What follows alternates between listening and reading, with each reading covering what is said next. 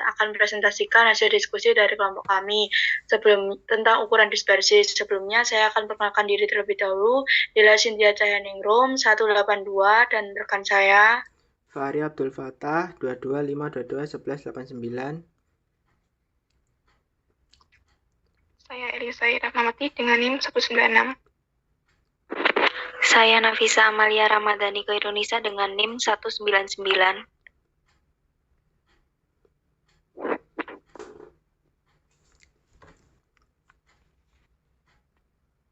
Yang pertama adalah pengertian ukuran dispersi. Menurut Sujan, ukuran dispersi adalah ukuran yang menyatakan seberapa jauh penyimpangan nilai-nilai data dari nilai-nilai pusatnya atau ukuran yang menyatakan seberapa banyak nilai-nilai data yang berbeda dengan nilai-nilai pusatnya.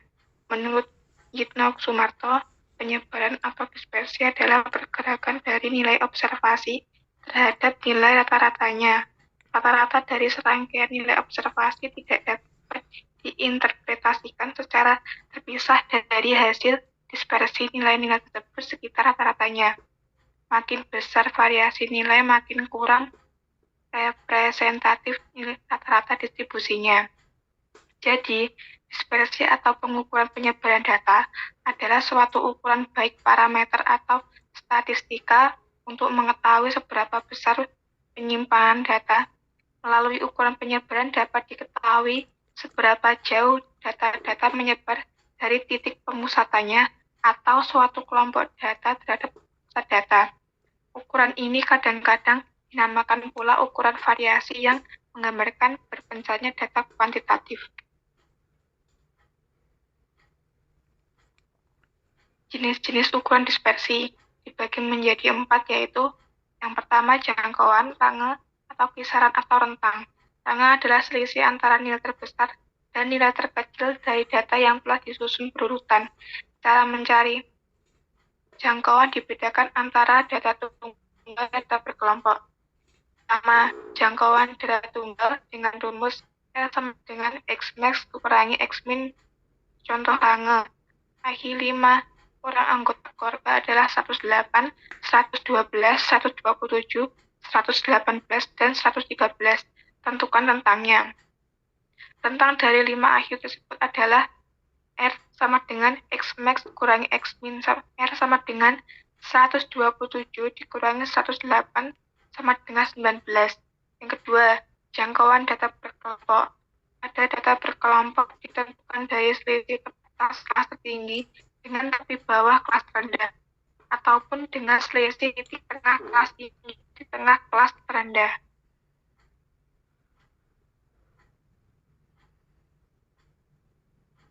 Yang kedua adalah simpangan rata-rata. Simpangan rata-rata disingkat SR adalah jumlah nilai mutlak dari selisih semua nilai dengan nilai rata-rata dibagi banyaknya data. Cara mencari simpangan rata-rata dibedakan antara data tunggal dan data berkelompok. Yang pertama adalah simpangan rata-rata tunggal. Jika terdapat data X1, X2, dan seterusnya sampai Xn, dan memiliki rata-rata hitung sebesar X bar, maka simpangan rata-ratanya adalah SR sama dengan sigma atau jumlah dari absolut nilai mutlak XI kurangi X bar dibagi N. Terangannya, XR adalah simpangan rata-rata, XI adalah nilai data ke I, X bar adalah nilai rata dari data berkelompok.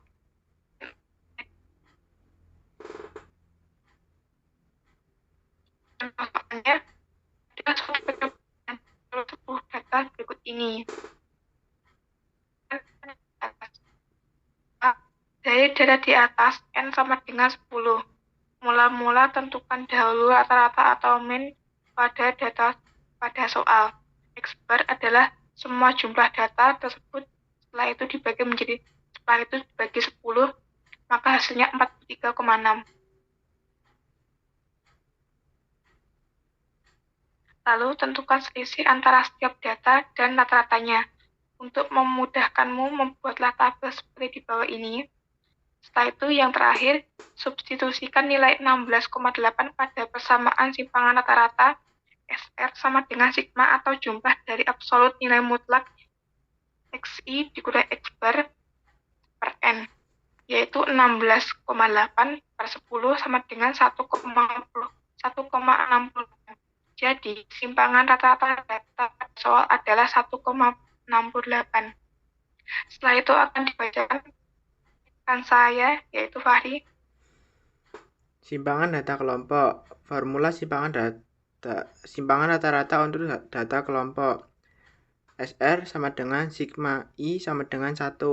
FI X I min X bar dibagi N. Keterangan SR sama dengan simpangan rata-rata, XI data ke I, X sama dengan rata-rata, dan FI sama dengan frekuensi data ke I. Contoh soal, sebuah data usia penduduk di suatu daerah di Indonesia diketahui sebagai berikut. Hitunglah besar nilai simpangan rata-rata dari data kelompok tersebut. Dari data kelompok tersebut, hitunglah nilai min untuk mempermudah melakukan perhitungan. Seperti tabel berikut. Karena nilai rata-rata telah diperoleh, mari hitung nilai SR dari data usia tersebut. Seperti tabel yang telah disediakan. Lanjut. 3. Varian dan sampingan buku. Varian adalah rata-rata kuadrat selisih kuadrat di samping dari semua nilai data terhadap rata-rata hitung. Variasi untuk sampel dilambangkan dengan S kuadrat 2. Cara mencari simpangan rata-rata dibedakan antara data tunggal dan data kelompok. 1. Varian data tunggal. Jika terdapat data X1, X2, sampai Xn dan memiliki rata-rata hitung sebesar X bar, maka variannya adalah SR sama dengan sigma sama dengan 1 XI min X bar pangkat 2 dibagi N min 1. 2. Varian data kelompok. Formula varian data untuk data kelompok sama dengan SR sama dengan sigma sama dengan 1 FI X1 XI min X bar pangkat 2 dibagi N min 1. Simpangan buku adalah akar dari tengah kuadrat simpangan dari nilai tengah atau akar kuadrat dari variasi. Simpangan baku adalah ukuran simpangan yang paling banyak digunakan dalam statistika karena standar deviasi melibatkan semua nilai data serta merupakan bentuk linear dan selalu positif. Sementara ukuran-ukuran dispersi data merupakan jarak yang berbentuk linear atau positif. Cara mencari simpangan rata-rata dibedakan antara data tunggal dan data kelompok. 1. Simpangan baku atau data tunggal. Jika terdapat data X1, X2 sampai Xn dan memiliki rata-rata hitung sebesar X bar, maka variannya adalah sebagai berikut. Lanjut. Variasinya adalah tau sama dengan akar dari jumlah dari absolut XI min U kuadrat per N. Contoh soal. Selama 10 kali ulangan semester ini, sobat mendapat nilai 91, 79, 86, 80, 75, 100, 87, 83, 90, dan 88. Berapa simpangan baku dari nilai ulangan sobat? Jawab. Soal di atas menanyakan simpangan baku dari data populasi. Jadi menggunakan rumus simpangan baku untuk populasi. Kita cari dulu rata-ratanya. Rata-rata dari semua nilai adalah 859 dibagi dari total selama 10 kali ulangan sama dengan 85,9. Kita masukkan ke rumus, yaitu tau sama dengan akar dari jumlah dari absolut XI min itulah ya. Di akar kuadrat bagi N. Akar dari 456,9 per 10 yaitu 6,759. Simpangan baku data kelompok atau S sama dengan akar dari jumlah dari absolut FI XI min X bar kuadrat bagi N min 1. 4. Jangkauan kuartil dan jangkauan semi interkuartil. JK sama dengan kuartil 3 min kuartil 1. Jangkauan semi interkuartil atau simpangan kuartil adalah setengah dari selisih kuartil atas Q3 dengan kuartil bawah Q1 dirumuskan QD sama dengan seper kuartil 3 min Q1. Rumus-rumus di atas berlaku untuk data tunggal dan kelompok. Contoh soal, tentukan jangkauan antar kuartil dan jangkauan semi interkuartil distribusi frekuensi berikut. Nilai statistik 80 mahasiswa Universitas Borobudur semester 2 jurusan manajemen 1994 seperti pada tabel tersebut.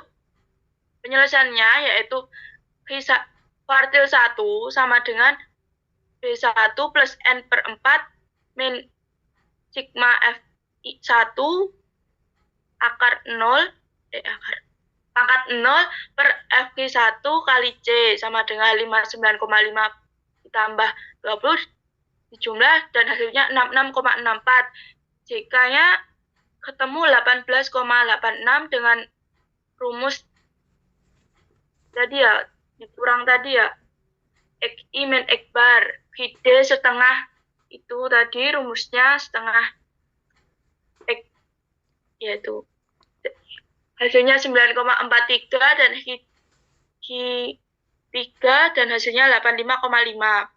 Dari landasan teori di atas, maka kita dapat menghitung macam-macam ukuran dispersi dengan menggunakan contoh data berikut ini.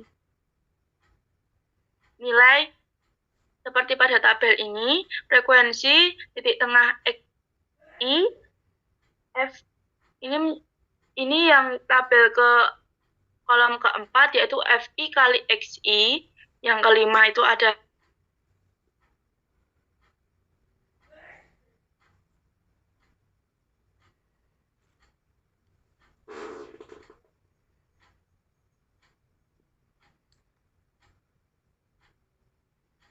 jumlah dari FI kali XI 2376 dibagi 36 hasilnya 66. SR sama dengan jumlah absolut sigma, jumlah absolut FI dalam mutlak XI min X bar dibagi jumlah absolut FI sama dengan 374 bagi 36 sama dengan 10,39. Selanjutnya akan diterangkan oleh Amel.